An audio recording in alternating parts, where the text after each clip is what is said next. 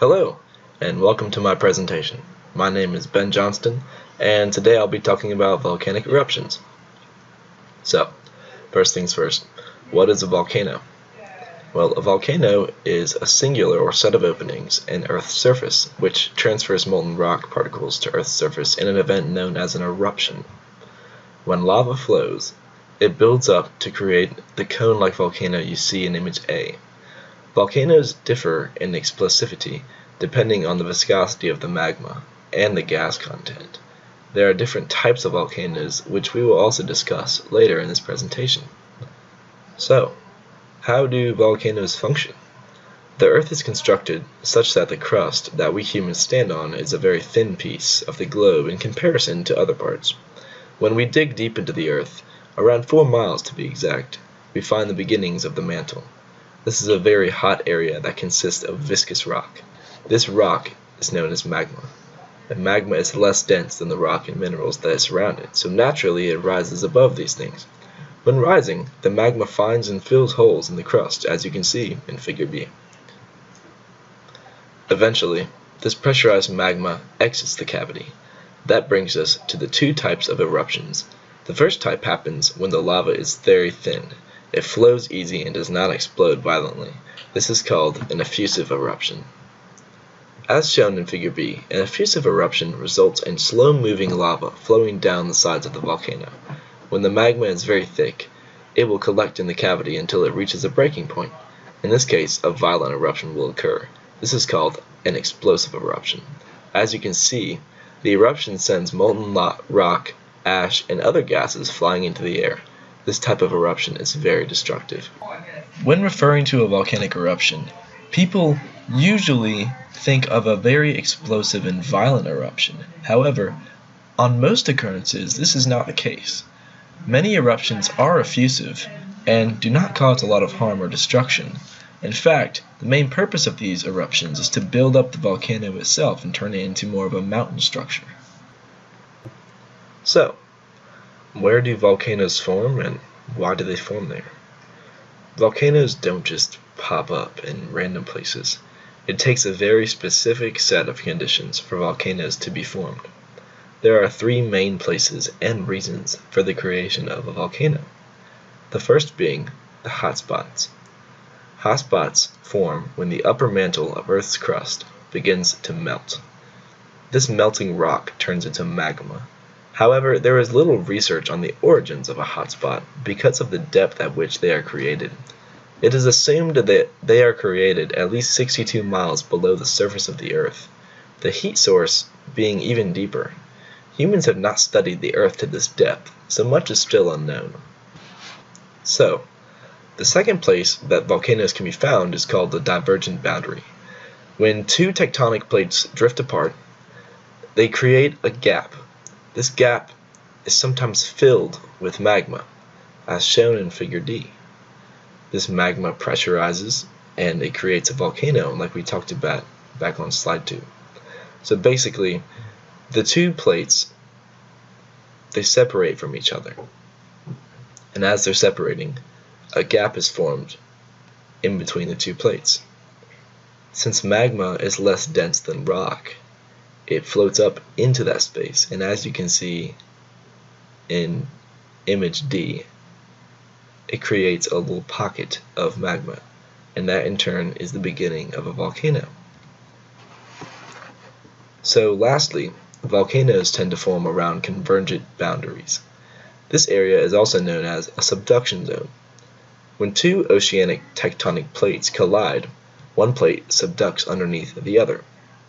As this plate subducts, its melting point begins to lower, and the heat applied to it increases.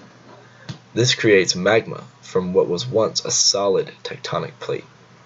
So all that friction, all that movement of one plate subducting under the other creates magma, because with friction comes heat.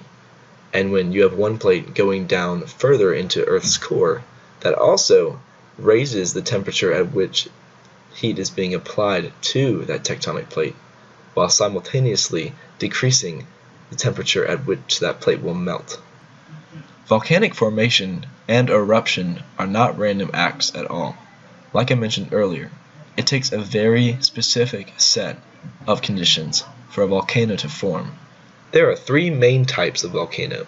The first we will discuss here is called a shield volcano.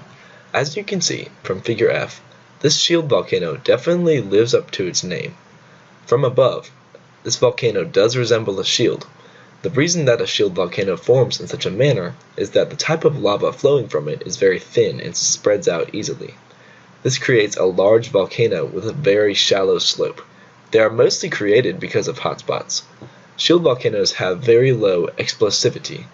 This lava is very slow moving and usually slow enough to be evaded by humans. Shield volcanoes are not responsible for very much human death over time.